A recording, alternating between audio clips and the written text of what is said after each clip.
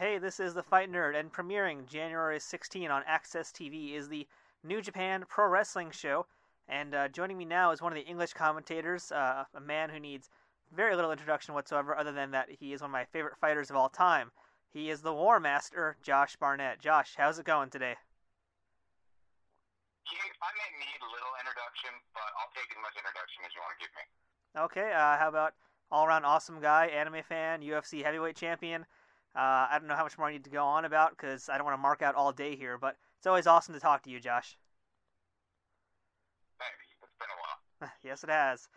Now, you and Mauro Ranallo have teamed up to be the American commentators on this new show on AXS TV. That's going to be highlighting some of the best matches in New Japan Pro Wrestling, and I know for a guy like yourself who is a serious pro wrestling fan and pro wrestler, this has got to be a dream job. Fantastic. I started my professional wrestling career with New Japan Pro Wrestling. I still have, it was a massive impact, and not just on me as a lifelong fan of professional wrestling and a believer of the old ways of MMA being an extension of professional wrestling, but also, there's friends of mine and people that I've wrestled that are still competing in New Japan, being able to call their matches and see what they're doing over there now, and with this somewhat of a revival of professional wrestling that's been going on over there. Not that it's ever left the country of Japan, but it has had its ups and downs, and right now it's back on the upswing, and it's great to see. Although I feel like I can pretty much run my mouth about it, just about anything, and fairly well enough. But sitting alongside Mauro is on a whole other story. That guy is in a class all his own. He is so incredibly prepared and so on point. Not even funny. Yeah, we just talked to Mauro Ranallo a little bit earlier, and that man just knows his sport. He knows pro wrestling inside and out. He's been a fan forever, just like you have been. But I'd say the difference between you guys is that Mauro has not been in the ring like you have. So what has been, what's been the difference for you competing in the ring? How does that help your commentary? What does that do for you?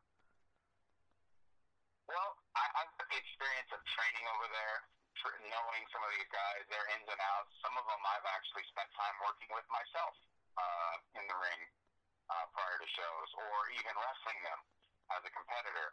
So I can give a lot of insight into not just what their likes and dislikes and preferences and come to what moves they want to apply, what their emphasis is, where they usually like to take a fight, and how they want to keep what sort of pace and techniques that they want to employ. But I can talk about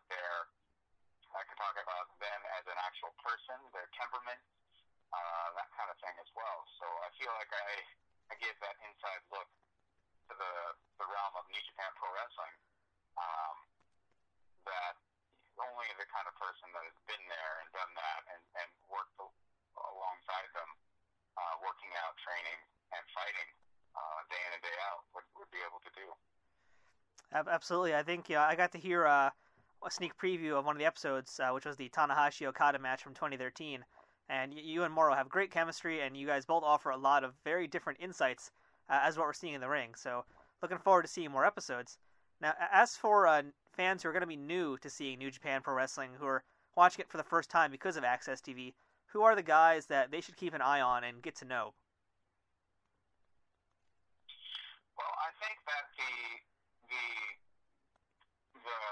the content that we have going into this really sets the foundation on who the stars in the company are. Although it's only an hour, so it isn't as if they give you enough time to see all of the actions going down in New Japan Pro Wrestling. But as far as their main stars, you've got Nakamura, Tanahashi, Okada, and Suzuki, all very well defined, and in that they are leaders in the company. But you get a glimpse into some of the foreign talent over there, like Davey Boy Smith Jr., the whole Bullet Club, AJ Styles. So it's not as if it's an entirely Japanese product, but I think everybody really makes an effort to clearly stand out on their own for their own merits. I mean, you watch a Makabe match versus an Ibushi match, and it's night and day. And I think that there are people that are going to really be into a Makabe more than they say it would be Ibushi, and that's fantastic. Yeah, I think this modern era of New Japan really offers a lot of different things for fans. Now, meanwhile, this New Year's Eve, while the rest of us were watching Ryan Seacrest or the Twilight Zone Marathon, myself the Twilight Zone Marathon, you were busy over at the Inoki Bom Ba wrestling, teamed up with Naoya Ogawa taking on Fujita and Minowaman. And I know you and Ogawa don't necessarily have the greatest friendship, but clearly he is a good guy to have in your corner when you're dealing with Ironhead and Minowa. So just tell us how that match was for you, and more importantly, have you recovered from those elbows that you and Minowa traded? Yeah, I'm doing well. I showed up ready to go and able to withstand whatever I had to deal with from those guys. It's a tag match, so it wasn't just me versus or me versus Ogawa, me versus whoever would make me come in the ring. Instead, I had to depend on Ogawa to have my back as need be, and I always had to keep one eye open just in case, if I'm in there working over Fujita and putting some sort of hold on him, but I have Minowa coming out of nowhere, putting a boot right in the side of my head. That's always a tricky thing. Personally, it was a lot easier than I expected because of Minowa broke his leg not that long ago, Anderson Silva-esque, fighting Shinichi Suzukawa in his last match.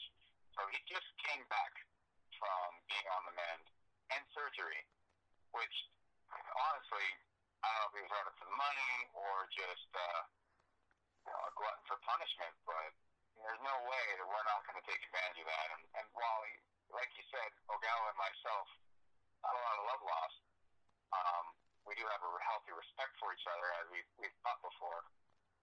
And going in against any one of us in that kind of state, pretty bad idea. Not having two champion wrestlers out there, and you with this bum leg, and then I basically got a first-hand lesson in what it means to be a one-legged man in an ass-kicking contest, and you learn that guy doesn't really fare so well. And we put him down pretty hard over that leg, and even Fujita really wasn't able to mount any sort of a comeback in the end that would be able to save him. No, in the end, it was Ogawa's STO that finished off Minowa. It was a fun match, to say the least. Now, I have a question for you, Josh. Now, it's something I've noticed with a lot of MMA fans, in that they're really kind of split between either they love pro wrestling or they just absolutely loathe it. And with a company like New Japan, it's kind of like a company that can kind of cross that bridge for a lot of people. So what would you say to those naysayers, let's say, that aren't into pro wrestling? How would you get them to turn on New Japan Pro Wrestling?